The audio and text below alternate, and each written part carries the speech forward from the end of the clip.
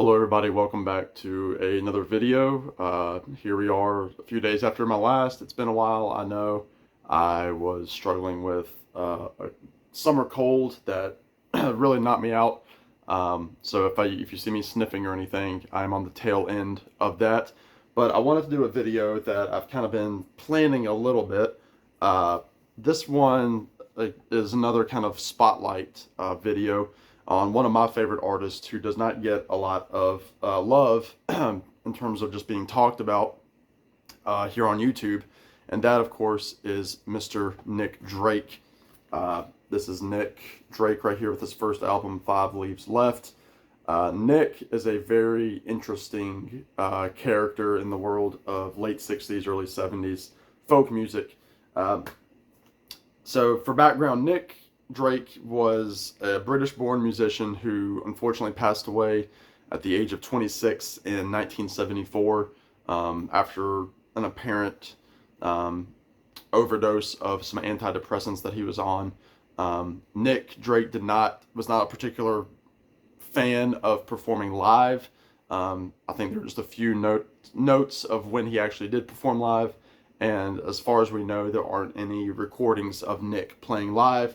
And he also did not do news interviews because he was very shy.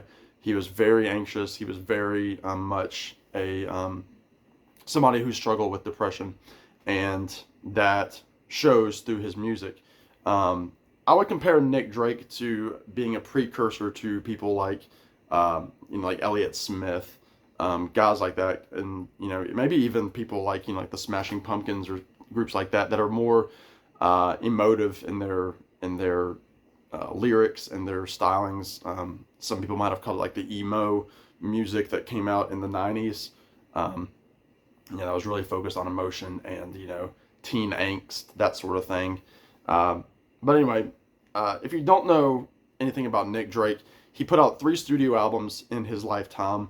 The first one that I just showed, 5 Leaves Left, which is a fantastic record. He was signed to Island Records in the UK, which people like Tom Waits, Leon Redbone were also part of.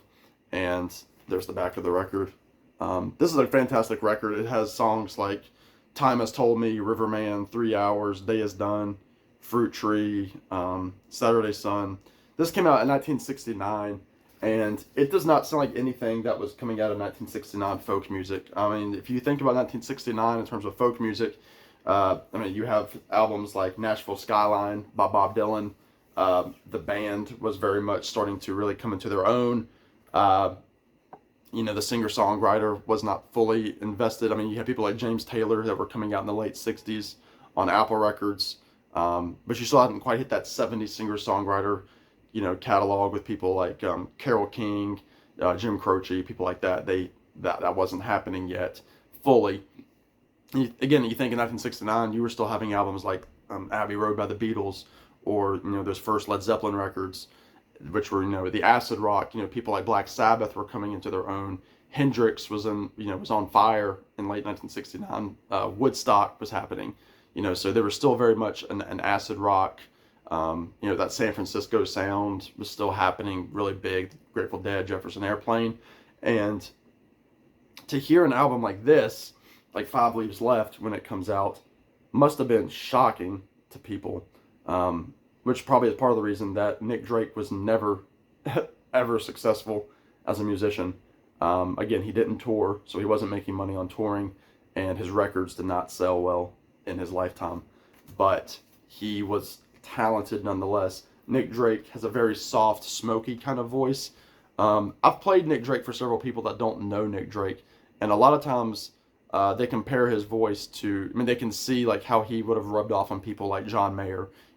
His music is nothing like John Mayer, so if you're an anti-John Mayer fan, I get it. Nick Drake is nothing like John Mayer, but you can hear that vocal inflection. But he's got this very deep baritone smokiness to his voice.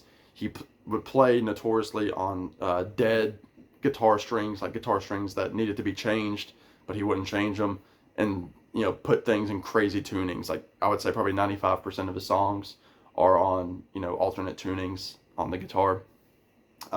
There's not a lot of production on here. It's mostly just Nick on his guitar, occasional piano, a little bit of orchestration, hardly any percussion, if any. And I mean, again, I highly recommend this. This particular copy is an import from Island Records that came out in it came out sometime in like 2010 or 12, something like that.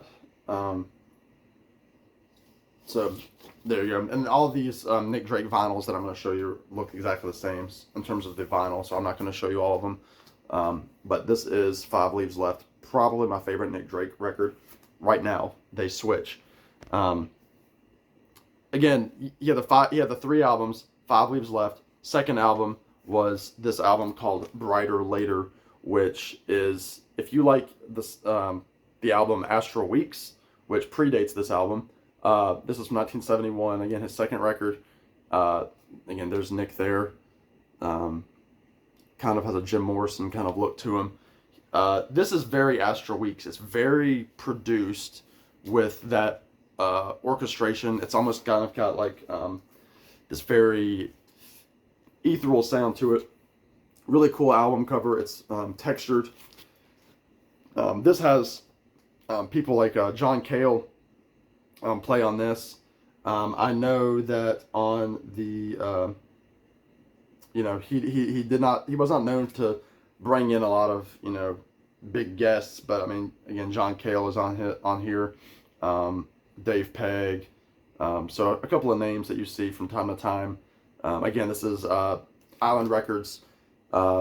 Great songs on here like Hazy Jane 2, At the Chime of a City Clock, which has been used in a couple of different films, I believe. Brighter Later. You have the great instrumental to end it called Sunday. It's beautiful. Northern Sky, which is very cool because when I saw the recent Mr. Rogers movie with Tom Hanks playing Mr. Rogers, I think it was called A Beautiful Day in the Neighborhood. The opening credits had the chime of a city clock playing during the Northern Sky playing during the opening credits. Again, it's got some great female vocals on here on songs like Poor Boy. It's again if you like Astral Weeks, move into this. If you're afraid to get into Nick Drake, check this out.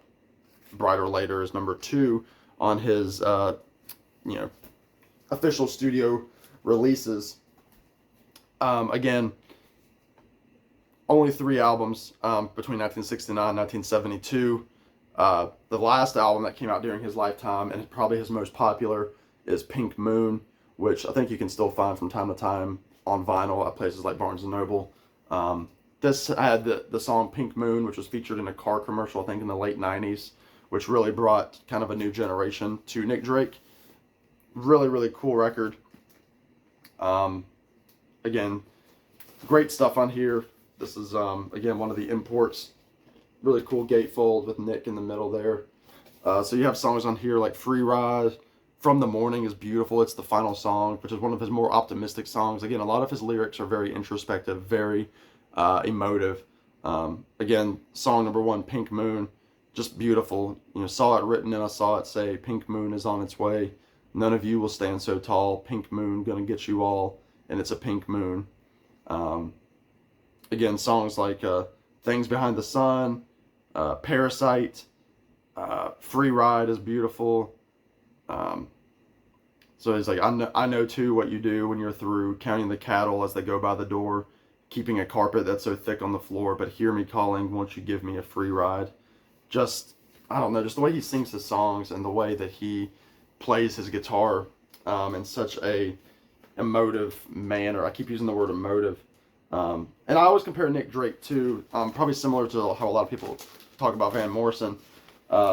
Nick Drake definitely is somebody that I listen to a lot in the fall months, the autumn months.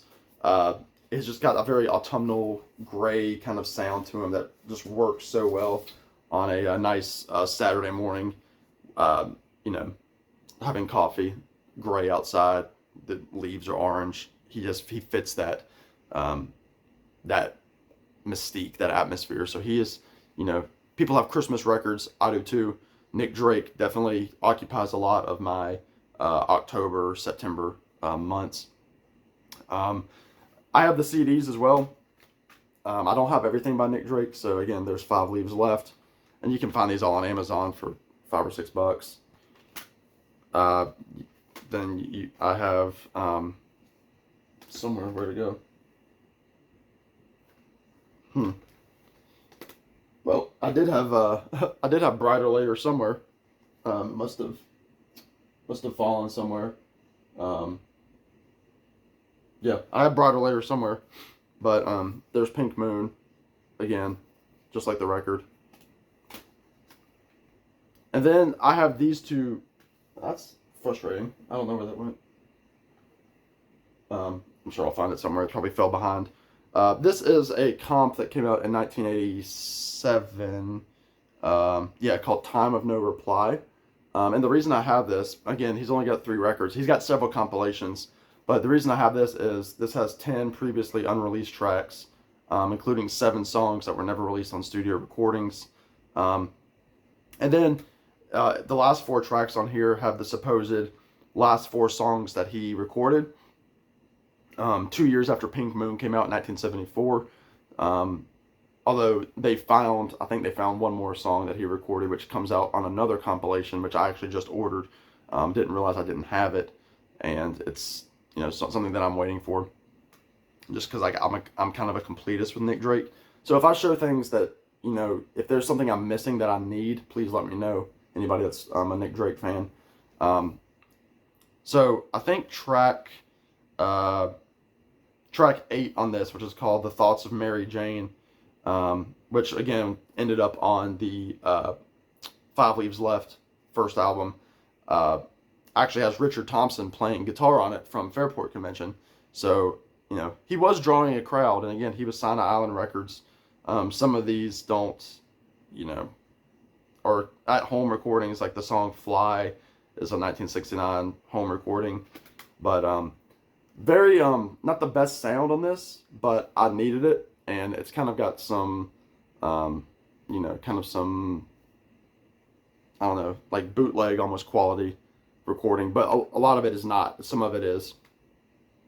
And then lastly, I think this is like the latest new material that came out for Nick Drake. This is Family Tree, which came out in 2007 on Island Records. And what this is these are all songs that predate 5 Leaves Left from the first album. So these are a lot of home recordings, including a song with his sister Gabrielle. He has a song on here called "All My Trials," the original folk song. All my trials. Just classic folk songs.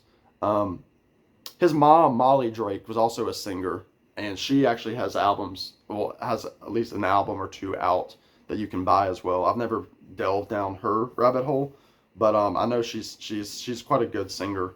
And some really cool pictures. Like this is a young picture of Nick, probably about 20 years old. Again, he passed away when he was 26. Very shocking.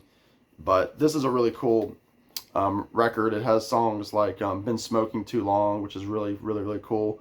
And some early sketches of songs that came on that first album. Like he does "Day Is Done," "Way to Blue." He does a great version of "Cocaine Blues," the old blues song. Again, Nick was just very, very. He was a sad character. He was educated. He went to Cambridge, but he left us 3 albums, and had potential for so much more. I know because he was 26. He would have gone right in with that singer-songwriter crowd, but he just couldn't perform live. It's very tragic. But Family Tree is a must for Nick Drake fans. If you don't have this album, check it out. 27 tracks too, and you can get it fairly cheap. Some people that have been inspired by Nick Drake, again, I mentioned he's kind of got a John Mayer timbre to his voice, but he's not John Mayer music at all. But straight up fans include, I think, Peter Buck of R.E.M., Robert Smith of The Cure, Kate Bush, Beck, the Black Crowes, to name a few.